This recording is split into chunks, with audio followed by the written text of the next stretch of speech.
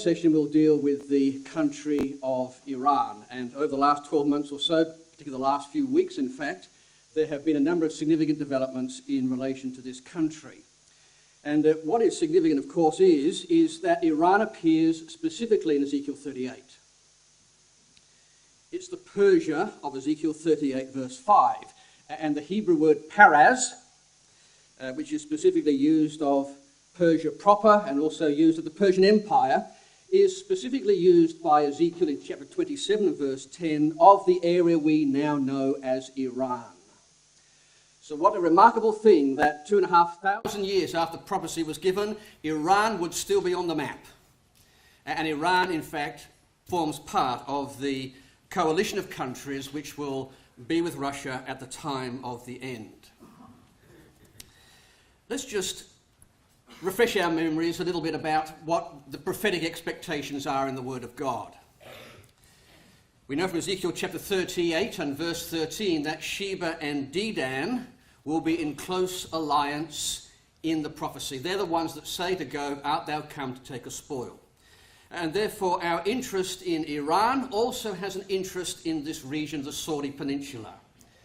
Dedan is the area we now know as Saudi Arabia, Kuwait, Qatar, Oman, United Arab Emirates. And Sheba is the area we know now as Yemen. And we'll talk a little bit more about this whole configuration of the Middle East as our remarks progress this afternoon. What is significant about latter-day prophecy is, not only is Ezekiel 38 important, of course, but Daniel chapter 11. And Daniel 11 talks about the king of the north coming against him, which is the Turkish power, and finally invading the nation of Israel. Now, the king of the north, brothers and sisters and young people, was a designation of what we now style the ancient Seleucid Empire. It was the empire that went across Syria and Lebanon, Iraq, Iran, Afghanistan, and Pakistan. And it's quite clear from Daniel chapter 11 that when Russia takes control of this whole area, this Eurasian area, then it is now time for the invasion to take place. And the invasion is swift, like a cloud to cover the land, with many ships. So therefore we expect, in this region of the Middle East, an alliance of countries which is going to form part of this ancient Seleucid Empire, this king of the north area. And therefore we are very interested in what happens in Syria, Lebanon, Iraq, Iran, Afghanistan, and Pakistan. Very interested indeed. And Iran is going to, as we shall see this afternoon, is going to form a vital part of this remarkable alliance. In Joel chapter 3, we have a latter-day prophecy, as Brother Frank has indicated this afternoon, of the invasion of the Holy Land by all nations. And what Joel talks about is a number of small factions that dare to try and give a recompense to God for what they've done. And God turns around to these people, Tyre, Zidon, and Palestine, in fact the Hebrew is the coast of Philistia, and says to them, how dare you offer a recompense to me? How dare you try and make up for what you've done? And Joel chapter 3 describes what they've done. They sold the Jews off into southern Europe, the Grecians. They robbed the synagogues and brought them back to their mosques, their holy temples, says Joel 3. And they dare to try and offer God a recompense of what they've done. And God says, I will swiftly and speedily give you a recompense upon your own head. Now, the significance of this quotation is this, that in the latter days there will be a section of Israel and of the Middle East which will be anti-Semitic and will assist the Russian invasion. Tyre and Zidon, we would call today Lebanon, we would call today Hezbollah. And the coast of Philistia is the area of Hamas. Isn't that interesting? There's a very modern prophecy 2,500 years ago that specifically identifies people who are going to assist the Russian invasion. The area of Hamas, the area of Hezbollah. We also have another remarkable Middle East configuration. Daniel 11 talks about Edom, Moab, and the chief of the children of Ammon. We would know this today to be modern Jordan. Now, modern Jordan is a country that has no natural resources. It has no wealth. It's dependent on Saudi and foreign aid to keep the country alive. And yet, Russia is unable to take this country when it invades. As Daniel 11 verse 41 says, they will escape his hand. So there's something about Jordan in all its configuration, in the Middle East complexity, that's going to, I guess, almost rebuke Russia. That Russia can't take that area. There's something in that country that's going to manifest itself and will not form part of the invasion. And lastly, we come in our consideration this afternoon to Egypt. The land of Egypt shall also not escape this invasion. Now, what is interesting about that expression is this. It's not called the king of the south. You see, in Daniel chapter 11, you have this tug of war, this struggle between the Seleucids and the Ptolemies, those in Syria, those in Egypt. The king of the south is a designation of a foreign power in occupation of Egypt. But at the time of the end, it's the land of Egypt, not the king of the south. And that means, brothers, sisters and young people, that Egypt will retain its independence right to the very end. It'll be taken by Russia, but it will be done as an independent country. It's no longer a foreign power in occupation of Egypt. And we have seen dramatic events happening in Egypt, which is not really our subject this afternoon, but events which are going to fit into that jigsaw puzzle where it will retain its independence. The land of Egypt shall not escape. Those are prophetic expectations that, in very brief summary, we expect to happen across the Middle East. A dominant area, eventually taken by Russia. So we ask the question, how might God bring Sheba and Dedan into a position of helping the Jewish state? I mean, they're the ones that say in Ezekiel 38, art thou come to take a spoil? They would hardly say that if they were part of the invasion. They would hardly say that if they had no interest in the Middle East area of Israel. So what's going to bring Sheba and Dedan together to support Israel? And how might God bring Sheba and Dedan together in a closer alliance? At the moment, the area of Dedan, which is the area of Yemen there on the map, is not part of the Sheba Confederacy. The picture of those Arabs there is a picture of the current rulers of the Gulf Economic grouping of nations. And those nations, the Dedan of Scripture, will one day merge with Yemen and become part of the Sheba and Dedan of the Scriptures. How's God going to bring those countries together? How might God ensure that the Gaza Strip and the area of Lebanon and Hezbollah will remain anti-Semitic right up until Armageddon? Those two leaders there, Nasrallah and Mashal, fiercely anti-Semitic. What's going to keep them anti-Semitic all the way through so they assist that invasion? And how might God bring Iran into prominence in the region? This is a country which has been through turmoil. And we're going to see a little bit of the economy and history of Iran and to see the remarkable changes that God has made to bring this nation back into prominence. It's a fascinating picture. What wonderful smiling faces we have there of the Ayatollah. But he's anti-Semitic to the core. How is God going to arrange all of these things? Well, when you look at the remarkable things that are happening, you also have to ask yourself the question, how is Russia going to become the king of the north? We have seen in our first talk Russia's building strength. The alliance with Russia and Europe will be a fait accompli, and so also will Russia's advances into the area of the Middle East. Not all the Middle East, just the king of the north territory, that area of Syria, Lebanon, Iraq, Iran, Afghanistan and Pakistan. How's that going to happen? Well, in surveying all of these things, brothers and sisters, there really have been two key developments. And one of those developments, of course, is Iran. That in fact, is a photograph of one of the great towers built in the region of Tehran. You need to get into your mind, brothers and sisters and young people, that Iran today is not a backward Middle East country. It's a very sophisticated, technology-driven country. Its architecture is quite splendid. But there have been two key developments in the Middle East which is going to bring this great crisis to a conclusion. The first was in 1979, when the Islamic Revolution took place in Iran. A huge convulsion, massive change to this particular people. Before Iran endured a revolution, it's interesting to note that Russia's advances against Persia at the time were well known. Brother Frank mentioned the Crimean War.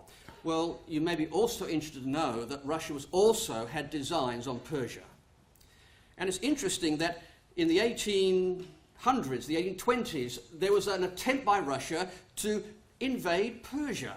And you'll see from that map there that it took areas back, part of Armenia, part of Dagestan, part of Georgia, as it nibbled away at the territory of Persia. It's always had a design on that region, even before oil was discovered in that area. Here's a map of what the Middle East looked like in World War I, just at the outbreak. And I want you to notice that circle there on that particular map. And you'll find there that Persia itself there really had three areas of influence. The top one was Russia in red. The middle one was the Persian people in yellow, and the bottom one is the British in green. So you see, even at the outbreak of World War I, Persia itself is a country that is desirable by world powers. The Ottoman Empire was breaking up. The Persian Empire had collapsed through huge changes, and Iran was divided between Russian and British interests. Shortly after World War I, in 1921, a Colonel Reza Khan overthrew the Persian government and became known as the first Shah of Persia. He then changed the name Persia to Iran, and he, through great modernization, changed the whole structure of Persia to Iran, a massive reorganization of government. He was wary of Western interests. Oil had recently been discovered. It was a prized possession of wealth, and this man, this first Shah, was very much suspicious of the West. So he cultivated a connection with Germany. In fact, Germany, after a while, began to gain a monopoly of Iranian business. In so doing, the Shah modernized Iran to become a force in the Middle East.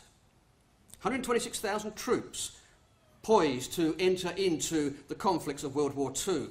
And you know, in 1941, Russia and Britain invaded Persia, invaded Iran. I don't know whether you knew that. Gog and Tarshish invaded Iran. See, during World War II, because Iran was supporting Germany, Germany was using Iran as the means for supporting its troops through oil. It needed the supply of oil for its weapons. And therefore, because Russia was on Germany's side, this corridor of Iran was used to bring oil up through Iran, into Russia, over into Germany. Well, Russia changed size. The Soviet Union changed size. At that time, in 1941, it was now time for Britain and for Russia together to seize this country, Iran, because this was a vital supply line of oil for the German war machine. Using Indian troops, that's interesting, and British troops. In blue there, they came across from Iraq, took the oil wells, and Russia came in from the north. And that corridor was so significant during World War II that 5 million tons of munitions were moved through that corridor into Russia. You couldn't get through Europe. World War II in Europe, a disaster area, Germany having a stranglehold. So Iran became the corridor of weapons, of oil into Russia. And therefore Britain and Russia needed to seize that whole arrangement. The occupation of Iran, in fact, proved to be a vital importance to the Allied cause during World War II. And it brought Iran, of course, closer to the West. Oil was the key. Well, this man I'm sure we are familiar with, the second Shah of Iran, Mohammad Reza Pahlavi. He was so pro-West, in fact, that everything was cultivated to be Western. At some time during Iran's history, the Persian government tried to nationalise oil, and that received a swift response from Britain. Britain was very keen to ensure that the oil supply in the Middle East came from this particular region. And the ties between Washington and London and Iran through this man were significant. He's called the Emperor of Oil in the Time magazine there. The Emperor of Oil. He modernised the country. But all was not well under the surface. This man had a brutal secret service called Savak. And this brutal secret service infiltrated itself across the Iranian population, a little bit like the Gestapo of World War II. The secret police of East Germany, detailing everyone's correspondence, detailing everyone's life until finally it became intolerable and the masses in Iran had had enough. And that brought a revolution that changed Iran, we could say, forever. Now, what is significant about this revolution is that this man, the Ayatollah Khomeini, was in France agitating for change. His headquarters were in Paris, which is the frog country of Revelation 16. And the ideas of liberty, equality, fraternity, and revolution had its seeds in this man in Paris. Isn't that interesting? The frog spirit, madness across the world, has again its roots here in France and Paris. And this man in isolation began to foment disturbance, unrest. And in 1979, this revolution burst across the landscape of Iran. And it was a massive change. America was the great Satan. You may recall the news of the time, the US Embassy, 444 days I think it was, in which the Americans were caged up in the US Embassy in Iran. The debacle of the Americans trying to rescue these people crossed the pages of the world. And this man now projected America as the great Satan. The great Satan. Now, the effects of that revolution were so dramatic that it had ripples across the Middle East, and they still are reverberating today.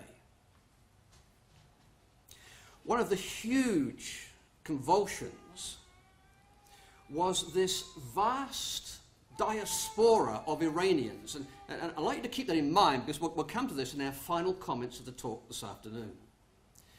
According to various sources, in 2013, there were an estimated 5 million Iranians living outside Iran.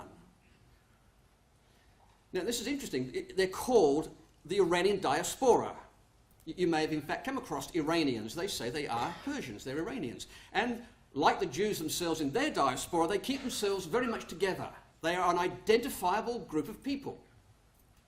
5 million in 2013. Their net worth is $2 trillion, and for the most part, they emigrated, escaping the revolution in 1979. They could not stand this repression, this clerical repression in Iran. 5 million, a huge convulsion of the country, people escaping, the intellectuals, the great brain drain of this country. And another outcome of the revolution was this anti-Semitism that began to arise in the country, unashamed anti-Semitism. In fact, the US accuses Iran of exporting terrorism. The two countries nearly came out to outright war in 1988. This man, no longer in power, but a symbol, if you like, of the huge feeling of anti-Semitism in Iran, Mahmoud Ahmadinejad. Iran's President Ahmadinejad really wants Israel wiped off the map and plans to get the bomb. That was a magazine, Australian Review, Jewish Review. He held a special conference. It was called The World Without Zionism. Imagine having that, a public lecture. The World Without Zionism. This is what he said. 2006. Thanks to people's wishes and God's will, the trend for the existence of the Zionist regime is downwards, and this is what God has promised and what all nations want. Just as the Soviet Union was wiped out and today does not exist, so will the Zionist regime soon be wiped out. Now we know prophetically, of course, that will never happen. People of Israel are God's people. He's put them there, secured them there. And though they will suffer the indignity and awfulness of Armageddon, they will not be wiped off the map. But that's the spirit of the clerics, of the powers that be in Iran today. Well, America reacted to that, of course, and they realised that if this man wants to get a nuclear weapon, we need to put pressure on Iran. We need to make sure that international sanctions take place. And those sanctions have hurt Iran very, very deeply, exceedingly deeply. The other key development, and we'll come back to Iran a little later, the other key development is what's known as the Arab Spring. This took place 2010, 2011. The Arab Spring was, in the eyes of the Arab world, a hopeful solution to removing all of these tin pot dictators and replacing them with the will of the people. There was great hope that at last we could get some type of dependence and liberty and equality through the Middle East. The Arab Spring soon turned to an Arab winter. I'm sure we're quite familiar with this kind of map in the Middle East, the Sunni-Shia divide. And you'll see there on the map that the areas in red are the Shias and those in yellow are the Sunnis. Yellow, Sunni, I thought it was quite appropriate. But they are fanatics. You'll notice there that Iran is predominantly Shiite. Saudi Arabia, predominantly Sunni. And this tug of war has been going for hundreds of years as these two parts of the Arab world fight over who is the true successor to Muhammad. What's interesting is that on that little map there, you'll notice that there is a section there in Iraq that's half Sunni and half Shiite. You'll notice on the western coast of Syria, the current president, Bashar al-Assad, belongs to a faction of the Shiite group. You'll notice also in that map that there is a predominance of oil wells in both divisions of the Arab world. Now, that's what keeps the thing on the boil. They have the wealth, they have the power, they have the influence to support each of their own particular branch of Islam. Huge amount of oil wells in Iraq and Iran, and huge amount of oil wells in the region of Saudi Arabia and the Gulf states. And across that divide is this massive dislocation. What is also interesting is that when World War I finished, there was a secret deal made between France and by Britain in carving up the Middle East. It's called the Picot-Sykes Agreement, secretly done in the boardrooms and back rooms of power at the end of World War I. Russia was to be part of that, but unfortunately the revolution took them out of the picture, so it's just between France and Britain. And not really understanding all of this division of Sunni and Shiite, not really understanding all the ethnic difficulties in the Middle East, they just simply drew a line across the map and said, France, you get the northern part, Britain, you get the southern part. Britain got the deal because it got the oil. And that division of the Middle East, carved up in the boardrooms and back rooms of politicking in World War I, has set the scene for the disasters of the Middle East that we see today. Doesn't matter whether you were Sunni or Shiite or a Kurd, you were just simply a line on the map. And that's created intense and enormous problems. Now, the Arab Spring also has a frog spirit origin. These are the countries that were involved in that Arab Spring.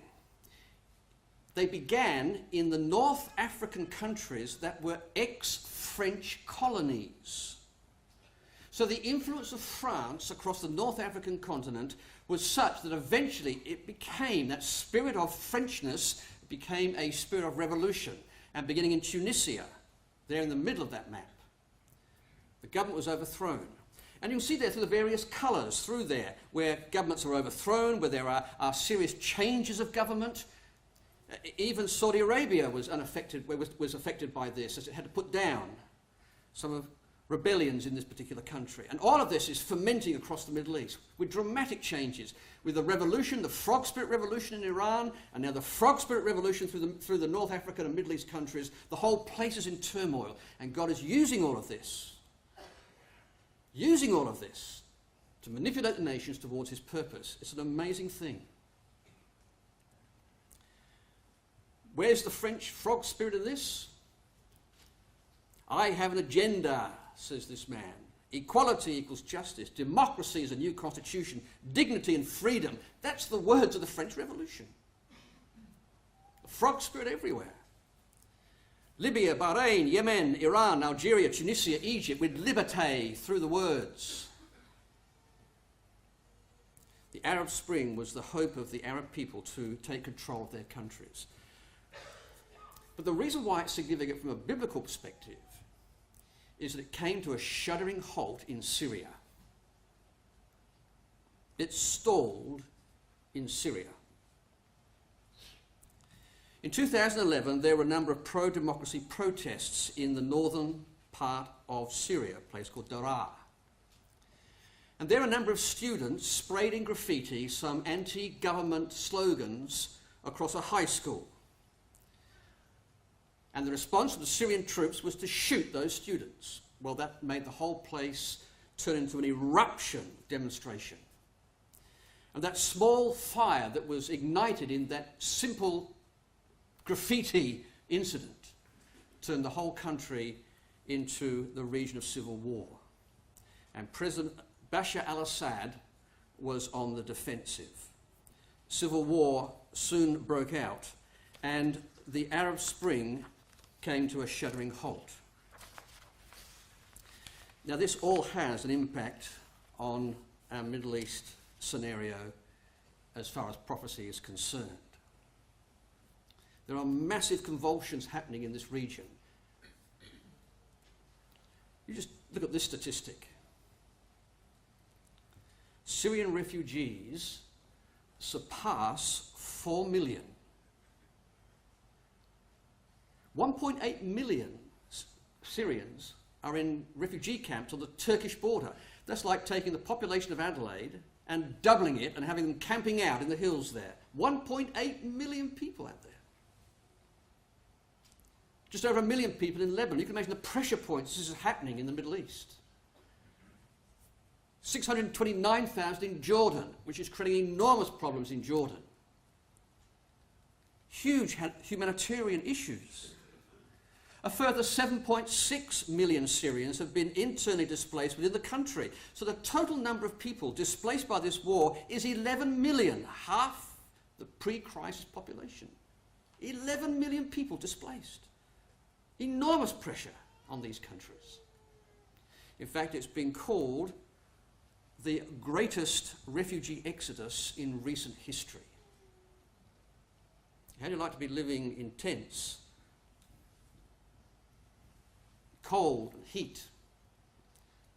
While all the men at war, dying, killing. The war ebbing and flowing. It is a massive conflict. And that brings with it, of course, the rise of extremism. It brings with it other nations pouring money in. It makes alliances. So we find it, for example, Saudi Arabia is now going to react to this particular crisis. You see, Bashar al-Assad is Shiite. Saudi Arabia is Sunni. So there's an immediate conflict here. And Saudi Arabia is intent on removing the Syrian president. So it bankrolls Egypt, change of government there. It bankrolls the former Lebanese governor, sends troops to Bahrain to quell any disturbances through there, and it cracks down on its own Shiite minorities. There's a reaction, you see. This is what revolutions do. They have reactions. So Saudi Arabia pumps money and weapons and arms and influence, considerable influence, into this region. Iran, on the other hand, is also going to react.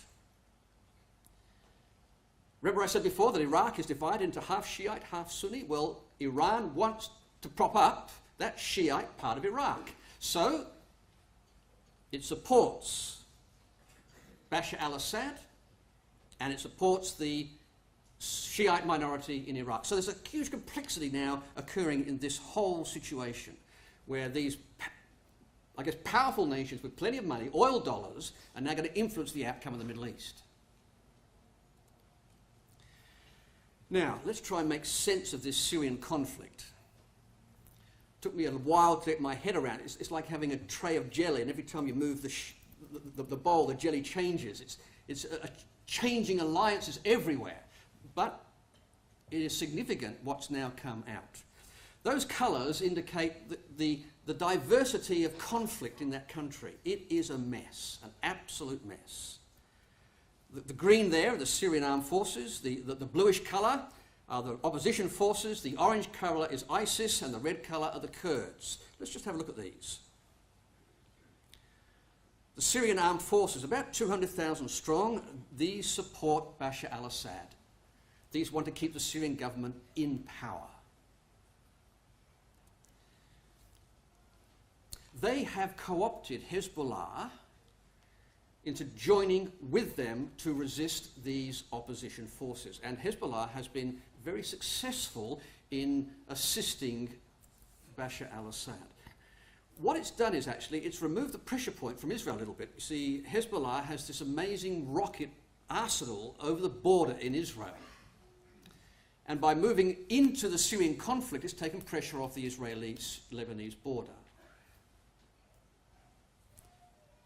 On the other side of the fence, you have those fighting against Assad. The Al-Nusra Front, the Islamic Front itself. These are quite effective in bringing together disparate groups of rebels, and they're keen on ousting Assad. Another group, the Khorasan group, and lastly, the Free Syrian Army, all loose connections of rebels. There are also, up there in the north, the Kurds. These are people who seek their own independence. They seek their own part of the Middle East. They're an effective fighting group, Peshmerga they're called, and they also fight alongside the PPK, which is an outlawed organisation as far as the United States is concerned. So there's a huge mixture of everybody, of every persuasion in this conflict. Some of these people are fierce fighters, and the wars continue. But what is significant is this, is that these forces are what are called proxy wars. On the green side there, with the Syrian armed forces and also Hezbollah, funding that and supporting that are two powerful entities, Russia and Iran. So whilst Russian troops are not in the region, they are using those proxy countries, those proxy people, to fight their battles. And on the other side, Turkey, Saudi Arabia and Qatar. They're pumping money and arms in. So you see, it's what's called a proxy war. There are reports of 10,000 Iranian operatives within Syria. Now think about that. 10,000 Iranian operatives in Syria. In fact, recently when Israel accidentally, and I use the word accidentally in inverted commas, hit an area just past the Golan Heights, when they went through the dead, they found Iranian soldiers and an Iranian colonel. That's how close Iran was pushing the boundaries of its influence in the Middle East. Persia of Ezekiel 38 is now becoming dominant in the region, and it's flexing its muscles through these particular proxy nations. The Revolutionary Guard, the Quds Force, the intelligence services of Iran are deeply embedded in this conflict. They are closer to Israel than Israel thought possible. And of course, working through Hezbollah, it's also close to Israel. On the other hand, the Saudis, pumping money across into the rebel group, seeks to change the effects of the war. What is also made also is the emergence of extremism, ISIS. It's the group there in orange. And they're the people who want to establish a caliphate in the Middle East. And they want to go back to Islamic times where the caliph ran the Fertile Crescent and the successor to Muhammad was well known, and they've declared this caliphate. Everybody hates ISIS, but we'll come back to ISIS in a moment.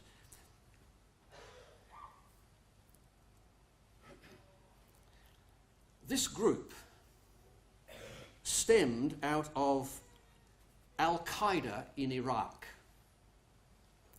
They are so brutal that they have been disowned by Al-Qaeda.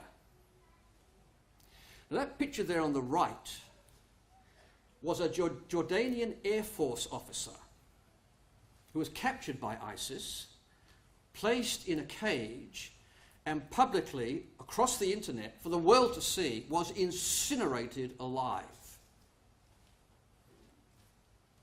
And these are the people who take people to beaches and cut off their head. They did that in Libya. These are the people who have no problem at all executing friend and foe alike. They are brutal to the extreme. They are an effective fighting force. They targeted the oil wells of Iraq. The New York Times reported that last year ISIS brought in $100 million from tax revenues on oil alone. That's how they fund their operations. So that map where we saw the orange sprinkled through Syria was significant because it followed the oil wells. Everyone's after the oil. Follow the dollar. Now, the effect of all of this and the emergence of ISIS has had some interesting repercussions. ISIS threat brings Jordan and Egypt closer to Israel. Saudi Arabia, Jordan and Egypt unify to battle ISIS. Is Iran next? Isn't that interesting? That we expect from Ezekiel chapter 38, Sheba Dedan is going to be on the side of Israel. And look at this. This is brought together, a common enemy. ISIS is just trying to penetrate the Jordanian border. So Israel gives Jordan 16 Cobra attack helicopters.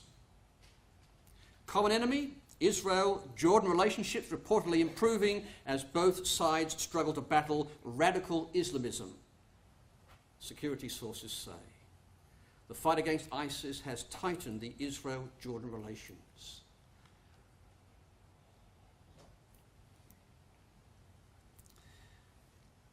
It's also changed Israel's perception of the danger of ISIS.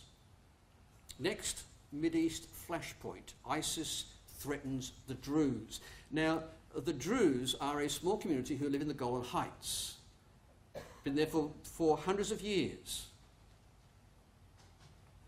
And what's happened is that ISIS is now pushing against this Druze community. And they were under the protection of Bashar al-Assad, and he's now withdrawn his forces. So the Druze are suddenly saying, we need help, we need help. And they're turning to Israel for help. Now, Israel does not want to get drawn into a conflict with ISIS. You see, each penetration, each probe brings it closer and closer to the anti-Semitism and the evil of this whole force. And the US policy in Syria. Well, I think everyone is disappointed with Barack Obama. His whole policy in the Middle East is confused. As we have there on the screen, it's now softened its position on the future of Assad. He was keen to get rid of the man, particularly when he inflicted chemical warfare on his own people. And now the stance has softened, because ISIS to the Americans are the enemy. And so it launches airstrikes. Just recently, Turkey has been involved in those airstrikes as well. So what that has done, as we have there on the third point on that slide, is that by launching airstrikes against ISIS in Syria, the US actually is subconsciously helping the regime of Syria. It wants to find someone in Syria that they can give weapons to. It doesn't trust anybody, even the rebels who are fighting against Syria. With all of their extremeness, they're caught in this situation. And so it's a vacuum as they're moving out. Now those bombing raids, small thing, perhaps, but there are the strikes against ISIS across the areas of the oil wells, the oil fields, to try and disrupt the weapons supply and the money supply in that region. And have a look at the nations that are involved in the bombing. It's Dedan and the merchants of Tarshish. It's Jordan. It's Saudi Arabia, the Gulf states, and America and Britain. Now, isn't it interesting that just a simple thing about agreeing to run some bombing strikes against ISIS, the nations that should coalesce together are the very nations which will ally themselves together in Ezekiel 38.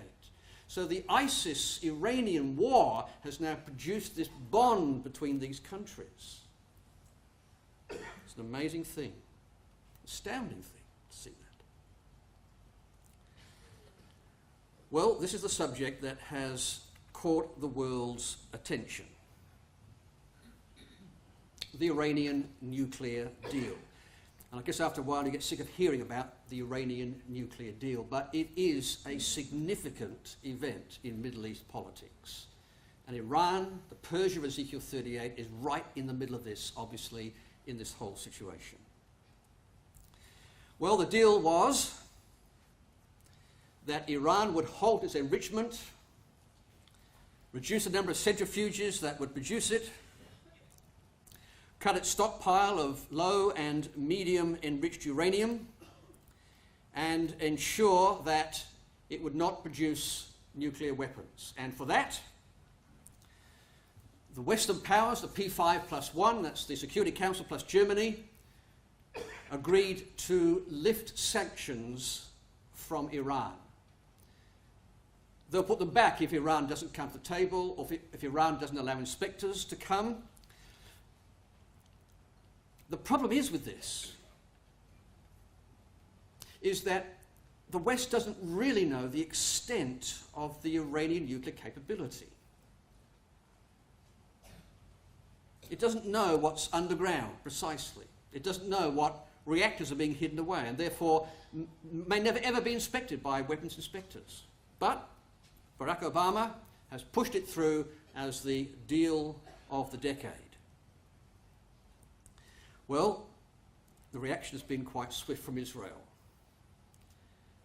A stunning, historic mistake, said Netanyahu. One of the darkest days in world history. It was a good deal for Iran, but not for Israel. But the reaction was not only this from Israel. The Republicans, Huckabee says Iran nuclear deal marching the Israelis to the door of the oven. Now that's inflammatory language. A reference to the gas chambers of Hitler's regime. Inflammatory language. Israel distanced itself actually from that statement, but the Republicans were quite firm that this deal with Iran was enough to sink the state of Israel. Marching the Israelis to the door of the oven.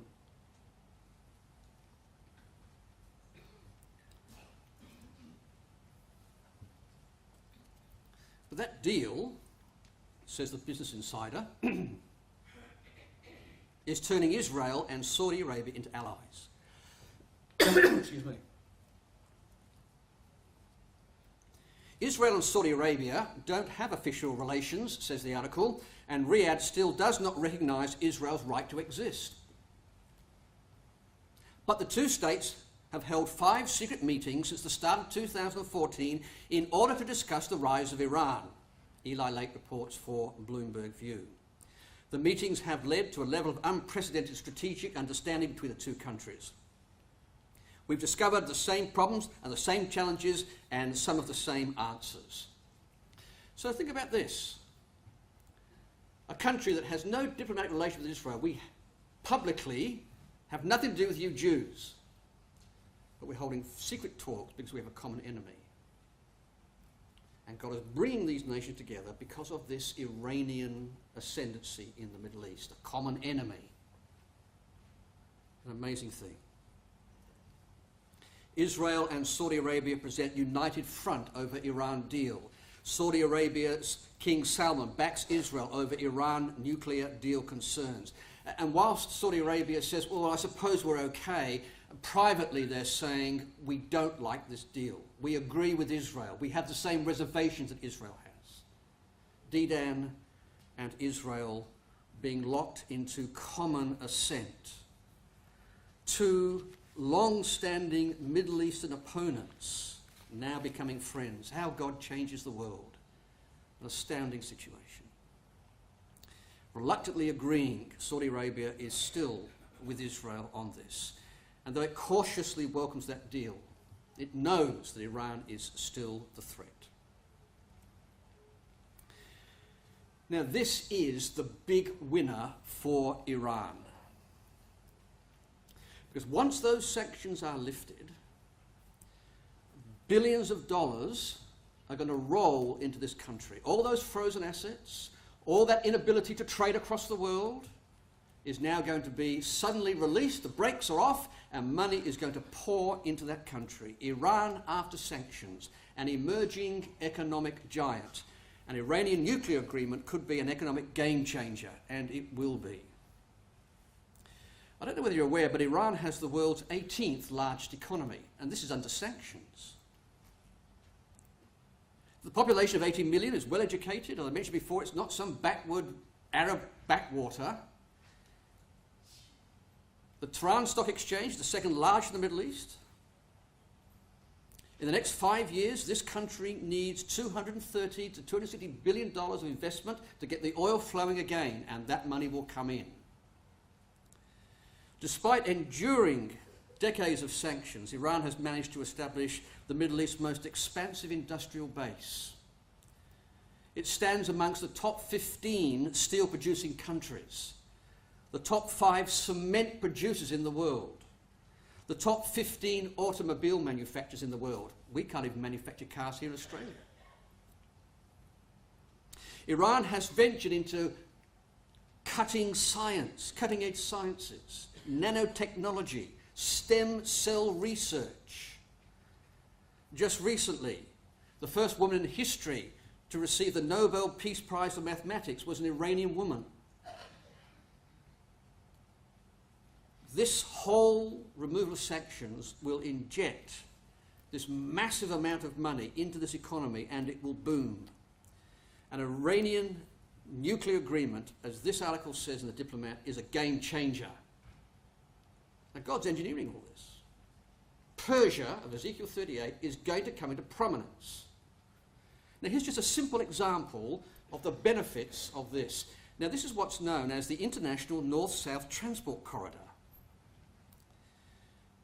See, to get goods from India into Europe, you have to go around the blue line, and that blue line takes you miles out of your course. But now that Iran is opening up, I can now get stuff into Europe and Russia through this corridor. Now, this is precisely the corridor that was important in World War II. This was the corridor that Germany used. This was the corridor that the British used. And now the Indians, the Eastern Tarshish of Scripture, they're going to use that same corridor. So it's going to open up enormous amounts of beneficial trade, cheaper trade, all through sanctions being lifted. It's an amazing story of changes that are poised to happen in this area.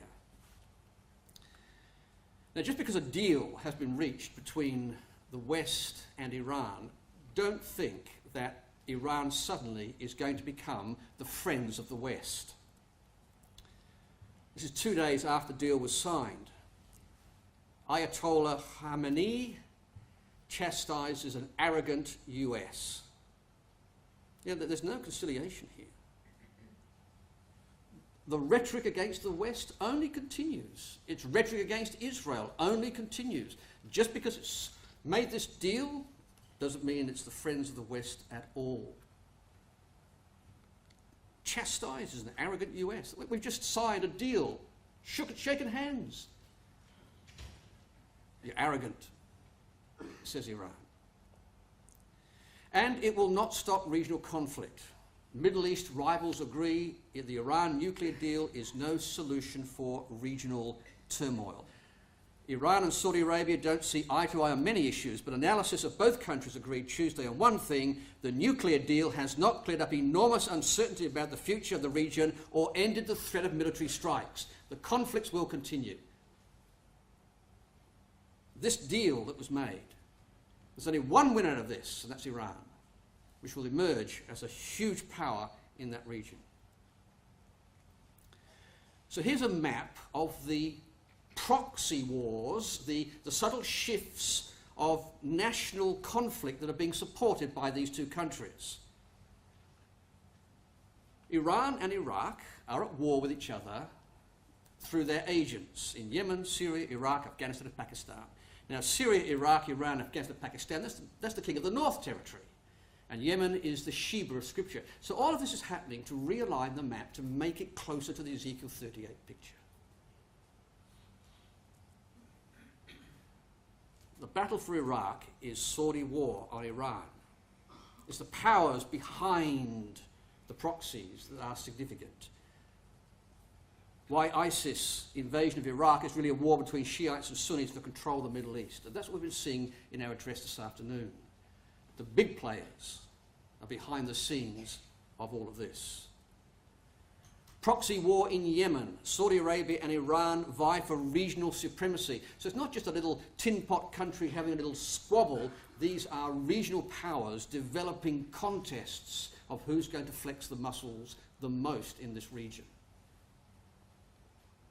Saudi Arabia and Iran vie for regional supremacy.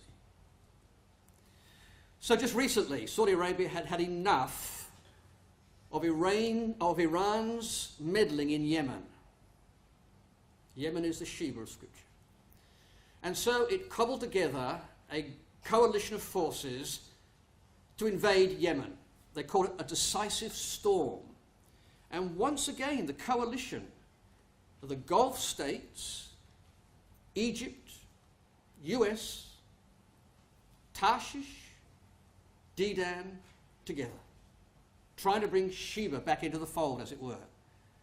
Now, once again, God is manipulating these alliances, and this decisive storm was an interesting invasion of Yemen, because it's the first time that Saudi Arabia has ever ventured beyond its borders with its own military personnel. So we are seeing things that have never happened before. Never happened before. The Telegraph says Operation Decisive Storm is an illustration of the powerful firepower the Saudis now have at their disposal to defend their interests. For the Yemen operation, King Salman ordered the deployment of 100 advanced fighter planes, 150,000 troops, numerous ground and sea assets, making it without question the most powerful combined military force assembled by any Arab country for decades. Now, these are things we have never witnessed before. Saudi Arabia stepping out of its country with an invasion force of 150,000 troops. Dedan and Sheba. If you thought the Syrian map was complex, the Yemeni map is equally complex. In green is a group called the Houthis. They're pro-Al-Qaeda. There in pink is Al-Qaeda, and in the bone colour are those who are pro-Saudi, those who are the Sunnis. Now, as you can see, a divided country. This was the spice region of the Bible. This was once a powerful dominion that supplied exotic spices at great profit to this region. Today, it's a desert country. internally racked by all of this enormous problem, but it's brought Saudi Arabia into that country to help it out. Iran, pushing the Al-Qaeda and the Houthis to try and defeat Saudi Arabia. Now the contest is in this region of Sheba. Well, just recently, and again there's ebbs and flows in the battle, the Saudi forces have actually taken Aden. And for the first time in a number of months, the front lines of Yemen's war shifts in favour of the Gulf states. And we would expect that. We would expect eventually that this whole crisis in Yemen will resolve itself into the alliance of Ezekiel 38. At the moment, it's in favour of the Gulf forces, and we expect to see that trend continue.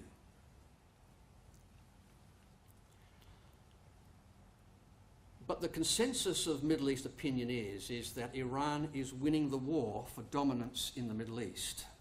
Tehran and Riyadh are engaged in a naked struggle for power in the region. Individual rights and good governance be damned. It's not about good governance. It's not about people enjoying good government. It's a naked display of power, rivalry and aggression. And Iran is winning the war for that dominance. Iran's emerging empire, says the Washington Post. For the Saudis and other Gulf Arabs, this is a nightmare. They're engaged in a titanic regional struggle with Iran, and they are losing Lebanon, losing Syria, watching post-US withdrawal Iraq come under increasing Iranian domination. They feel like they're under siege. The Persia of Ezekiel 38 is dominating, and they feel threatened by that. So much so that they have now asked America for 600 Patriot missiles, and America just recently said, we'll give you those missiles. So you see, the Iranian nuclear deal, instead of giving peace and security to the region, has only increased the liability of conflict, increased the instability, increased the weapons being poured into this country, as these two armed camps now stand off against each other. Even Israel responds. Israel knows that when sanctions are lifted and the money pours into Iran, Iran's going to use that money to prop up its proxy countries, and Hezbollah will benefit from that. And if Hezbollah will benefit from that, it means that they will buy more rockets against Israel. So Israel's now reacting by bringing its Iron Dome into the border there. And there's no way in the world that that Iron Dome, sophisticated and incredible though it is, can knock out the sheer volume of rockets that will come across that border in time of warfare. The arsenal of Hezbollah is unbelievably large. But this is Israel's reaction, you see. See, people are knowing that once Iran gets the money, conflict will continue. Now, what about Russia and Iran? Well, says the Business Insider, Russia and Iran just got even closer. All smiles, military agreements, everything's cozy. Vladimir Putin is staking out a big Russian payday in any Iran nuclear deal. In what many observers believe are the closing hours of the two-year-long talks, well, we know they were finalised, one of Iran's final demands is the lifting of a UN embargo on the sale of conventional weapons, along with sanctions on Tehran's development of ballistic missiles. If this is the end game, then start counting Russian President Vladimir Putin among the winners. This cosy arrangement, you see, Russia built the nuclear infrastructure in Iran. It has a connection with Iran. And they're poised on the border, ready to do business with Iran. They're the big winners. Russia and Iran have increased trade relations, especially over the last 5 years, and they are involved in trade talks over nuclear technology, energy, arms sales, and have recently signed an intelligence agreement. This is the implications of this.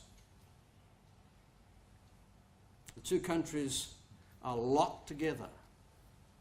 He's not going to Washington, he's going to Moscow. And so, the ink was just dry on the agreement between Washington and Tehran. The military embargo was removed, and now Iran has purchased the S-300 missile defence system, which this article says will shift the military balance. Why? The one thing Iran feared was an Israeli-Saudi strike against the nuclear facilities. Now the deal's been signed, they have the technology now to prevent that invasion happening. The first deal on the table, as the ink was drying, was to bring in the Russian technology to prevent that invasion ever happening. It feels secure. It feels safe. The coming Russian-Iran energy axis. Iran has the world's largest proven gas reserves as of 2014. The world's largest proven gas reserves. And sitting on the border are companies like Lukoil and Gazprom that want to do business with Iran. If they can lock in the energy, get its oil and gas, just like it was in World War II, and this becomes the basis of a strong regional relationship. It will happen. Russia wants to get into the deal first. Astounding, isn't it? What one deal has done in opening up Iran. So I'm going to conclude, brothers and sisters, with just one final quotation. You know, we've seen, I think, through this address, that the Persia of Ezekiel 38, Iran, has become a dominant power. And we're only just starting this dominance through this nuclear deal. It's allying itself with Russia, just as Ezekiel 38 said. It's violently anti-Israel, just as Ezekiel 38 said. It supports Hezbollah, just as Joel 3 said it would be anti-Semitic. It's forcing Dedan to defend Sheba. It's bringing Israel and Saudi Arabia together, the Dedan and Israel of the Scriptures. All of that is happening. Everything is on track, brothers and sisters. And these trends will continue to track until finally we have that mosaic picture of Ezekiel 38 absolutely in place. And there'll be world-dominant powers against Israel. But God has a future with Iran. It's an interesting prophecy in Jeremiah 49. And these last two verses of this prophecy are a latter-day prophecy. It's an interesting prophecy, really, because it deals with Persia and events in the Middle East in the time of Jeremiah. But the last couple of verses deal with the latter days. This is what it says. I will set my throne in Elam, says God. And I will destroy from thence the king and the princes, saith Yahweh. But it shall come to pass in the latter days that I will bring again the captivity of Elam, saith Yahweh. Now those two verses hold a wealth of information. We believe that God will establish the 12 apostles on the 12 thrones judging the 12 tribes of Israel. But here's another throne. And this throne's in Elam. There's going to be thrones across the world. And who's going to sit on the throne of Elam? Well, we don't know. We're not told, are we? But interesting enough, one of the saints will occupy the throne of Elam. I will put my throne in Elam. Secondly, I will destroy, not just exile, not just remove, I will destroy from thence the king and the princes, the ayatollahs, the presidents, the Ahmadinejads of that whole society, destroyed. That anti-Semitism, that virulence of anti-Semitism will not only be removed, it will be absolutely extricated, excised from the country, destroyed. And you know those 5 million, 6 million Iranians in the diaspora? Those people who would love to be back home? God says, I'm going to reverse their captivity. Isn't it interesting that God has not only worked with the Jewish people in preserving that diaspora, but has also worked with an Iranian diaspora. And there they are, an identified group of people out there in the world, and God says, I'll bring you back. See, the current regime, the current people of Elam, the current people of Iran don't deserve to be part of God's kingdom. But those people who are dispersed across the world, those who have a less, should I say, aggressive and fanatic viewpoint, will be brought back to Elam and Persia to inhabit that place once more. Isn't that interesting that God has preserved that captivity and will bring it back to the region? Brothers and sisters, we can have absolute confidence that the plan of Ezekiel 38 is going to be fulfilled. And the events that we see around the world today are accelerating. The trends that we see are accelerating. The events that we are seeing means that God is firmly in control. We await the day when God will set his throne in Iran. Thank you.